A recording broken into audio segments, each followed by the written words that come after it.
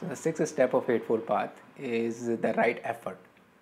And here Buddha says we need to practice these four exercises, and they are the following. So the first exercise is prevent unwholesome mental state to arise within yourself, right? The second exercise is to eradicate unwholesome mental state which has already been arisen, right? The third exercise is to cultivate the wholesome state, and the fourth exercise is to maintain the wholesome state within yourself. And Buddha is saying we need to put effort into this. We need to practice them, right? So let's take them one by one and see how we can do that. So the first exercise is prevent unwholesome mental state to arise within yourself. So what is the unwholesome mental state, first of all, right? So the mental state which is influenced by defilements, right? Which is influenced by anger, hatred, greed, ill will, lust, all these kind of underlying defilement creates unwholesome mental state. Why they are unwholesome mental state? Because when I am experiencing them, I am not feeling very nice within myself, right? I am feeling very uncomfortable, as well as I am going to create very disharmonious external environment for me as well, right? For example, let's say I have a defilement of anger inside myself, right? So that anger creates certain kind of inner state which is very uncomfortable for me, right? And when I'm angry, I'm most likely going to abuse other people, or be harsh on other people, and that is going to break the relationships, and that is going to just create very disharmonious external state of mind, very disharmonious external states for me. Yeah, so that is unwholesome state of mind. And how can we prevent it, right? Then how can we prevent this? There can be many practices, right? One is I can be more aware of what is the nature of anger, right? So I can contemplate my past experiences, what happened, why I get angry, and what it does, right? Is it ever helpful for me, right? Or is it just going to create more mess? So just basic contemplation around what these defilements is doing to me can prevent it to at least some degree, right? Then we can also practice compassion, right? We can do different meditation, and we can have this compassion around, like, people are not perfect, everybody is going through something or other, and it's not very wholesome to get angry on other people's small faults, right? So that sort of practice of compassion can be another way to deal with this defilement. So we can have a different practices. There can be affirmation. We can have different practices that can prevent unwholesome mental state to arise at the first place, right? So that is the first exercise. The second exercise that Buddha is saying, when the unwholesome mental state has already been arisen, in that case we need to practice to eradicate it, right? How can we do that? Let's say the anger has arisen within me. Now how can I eradicate it instead of indulging in it?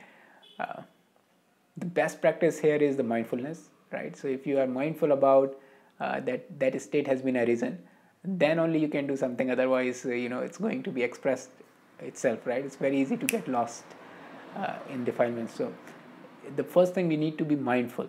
We need to have at least basic level of mindfulness, that we are aware that at this point I am angry.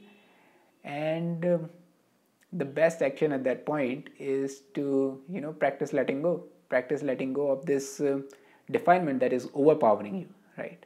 So first we are aware of it, and then we are letting go of it. That can be a way to eradicate a negative state of mind that has already been arisen. The third exercise is cultivating the positive state of mind, right? What is the positive or wholesome state of mind? Things like compassion, loving kindness, gratitude, these are the kind of positive mental states, right? Because when you're experiencing them, you feel very nice, and if you act out of those kind of mental state, you're going to create a beautiful external environment, right? So how do I cultivate them? Let's say I don't have this mental state of gratitude. How do I cultivate gratitude inside myself? So it's almost like growing a tree, right? You put a seed and you water it, and it start to become a tree in that way, right? So we start practicing gratitude. We start thinking about, contemplating about the gratitude, and then we start doing gratitude practices, something like gratitude meditation, gratitude journal. There will be different practices, that different ways you can cultivate it, but you can cultivate it. This is what Buddha is saying, right? You need to cultivate these mental state. You need to put effort to cultivate these mental state, right?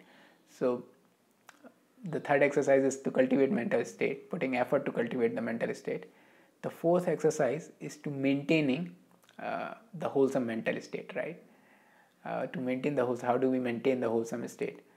So we have some good qualities, right? Like gratitude we have cultivated, or I have a good quality of compassion within me, or different kind of good quality. And Buddha is saying you need to preserve it, right? You don't want that to go away from you, right? So how do we practice that? So if something is very well cultivated, then it doesn't take so much effort, right? If the tree is so big, it doesn't take effort from us to water it or do things like that. But we need to be careful around, it is not